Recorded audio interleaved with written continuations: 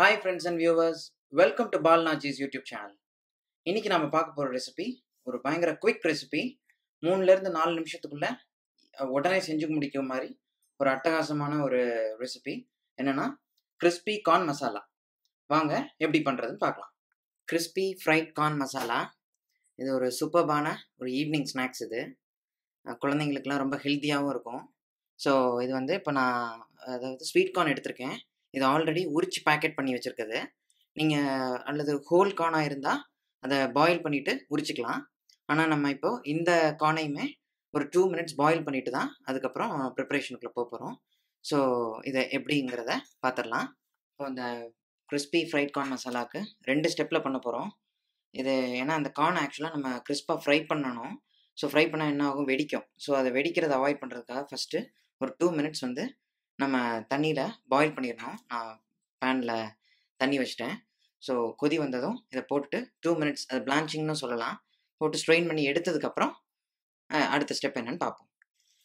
தண்ணி பாயில் ஆயிடுச்சு. இப்போ நம்ம 200 கிராம்ஸ் ஸ்வீட் கார்னை வந்து இதுக்குள்ளே போட்டுடலாம். 2 மினிட்ஸை பிளான்ச் ஆகிடட்டும். அதுக்கப்புறம் இதை ஸ்ட்ரெயின் பண்ணிவிட்டு ஃப்ளார் போட்டு மிக்ஸ் பண்ணி அதுக்கப்புறம் ஃப்ரை பண்ண போகிறோம். நம்மளுடைய ஸ்வீட் கார்ன் 2 மினிட்ஸ் ஆயிடுச்சு. ஸோ ரெடி ஆயிடுச்சு. இப்போது இதை ஸ்ட்ரெயின் பண்ணிவிட்டு அடுத்த இது எப்படி மேரினேஷன் போடுறதுங்கிறத காமிக்கிறேன்.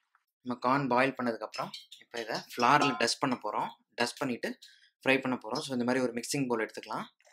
கம்ப்ளீட்டாக தண்ணியே இல்லாமல் ஸ்ட்ரெயின் பண்ணிடணும். இதில் லேசாக அந்த ஈரப்பதம் இருக்கும், அதுவே போதும். இப்போ வந்து 3 டேபிள் ஸ்பூன் ரைஸ் ஃப்ளார், அதாவது அரிசி மாவு, அதை ஃபுல்லாக அப்படியே டஸ்ட் பண்ணிடலாம். தென் வந்து 1 டேபிள் ஸ்பூன் மைதா, 2 டேபிள் ஸ்பூன் கார்ன்ஃப்ளார். ஸோ நம்ம 3 மாவும் சேர்க்குறோம், அதாவது சோள மாவு. ஸோ 1 பிஞ்ச் அஜினோமோட்டோ சேர்த்துருக்கேன். Then black pepper powder 1/2 teaspoon, salt ஒரு டீஸ்பூன். ஸோ இதை கம்ப்ளீட்டாக மிக்ஸ் பண்ணிடலாம். அந்த இருக்க ஈரப்பதத்தில் இந்த மாவு ஃபுல்லாக பிடிச்சிக்கிட்டுரும். ஸோ இப்போ என்ன பண்ண போகிறோன்னா அடுத்த முக்கியமான ஸ்டெப்பு, இந்த ஃப்ளாரோட அப்படியே நம்ம ஃப்ரை பண்ணக்கூடாது. ஸோ இப்போ பார்த்தீங்களா இந்த கார்ன் ஃபுல்லாக மாவில் கோட் ஆயிடுச்சு இல்லையா. இப்போது நம்ம இந்த மாதிரி ஸ்ட்ரெயினர் இருந்ததுன்னா இதில் டஸ்ட் பண்ணிட போகிறோம். ஸோ தேவையில்லை, இந்த எக்ஸ்ட்ரா ஃப்ளார் பூரா கீழே நின்றோம். நமக்கு இந்த கார்ன் மட்டும்தான் தேவை. இப்போது அதை எப்படின்னு பார்த்துடலாம். ஸோ நான் இந்த மாதிரி பெருசு யூஸ் பண்ணுறேன். இந்த மாதிரி கொலாண்டர் இருந்ததுன்னா டைரெக்டாக இந்த கார்னை நம்ம டஸ்ட் பண்ணி வச்சுருக்கத இதில் போட்டுருங்க. இப்போ எக்ஸ்ட்ரா ஃப்ளார் பூரா வெளியில் வந்துருச்சு. ஸோ இப்போ நம்ம இதை தான் ஃப்ரை பண்ண போகிறோம். இது தேவையில்லை. இந்த டஸ்ட் பண்ண கார்னை ஃப்ரை பண்ணிடலாம்.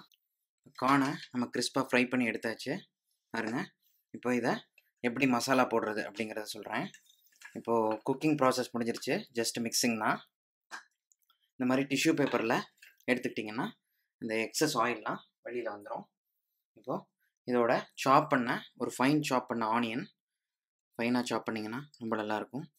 இந்த ரெசிபி வந்து லைக் பார்பக்யூ நேஷன் அந்த மாதிரியெல்லாம் ஒரு அவுட்லெட் போனீங்கன்னா பயங்கர ஃபேமஸ் இது. ஸோ அதை நம்ம வீட்டிலையே இப்போ எப்படி பண்ணுறதுங்கிறத பார்த்தாச்சு.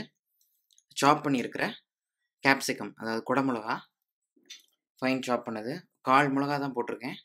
தென் வந்து சாப் பண்ண சிலாண்ட்ரோ, அதாவது கொத்தமல்லி, chilli powder 1 tablespoon, amchur பவுடர்னு சொல்லுவோம் இல்லையா, அதாவது மாங்காய் தூள், அது 1/2 டேபிள் ஸ்பூன். இது ஒரு புளிப்புத்தன்மையை கொடுக்கும், அதனால் ரொம்ப சூப்பராக இருக்கும். தென் 1/2 டேபிள் ஸ்பூன் ரோஸ்ட் பண்ண சீரகத்தூள். ஆல்ரெடி நம்ம ஃப்ரை பண்ணும் போது உப்பு போட்டிருக்கோம். ஸோ ஒரு பிஞ்ச் மட்டும் திரும்ப போட்டுக்கலாம். ஃபைனலாக இது எல்லாத்தையும் ஒன்றா மிக்ஸ் பண்ண போகிறோம்.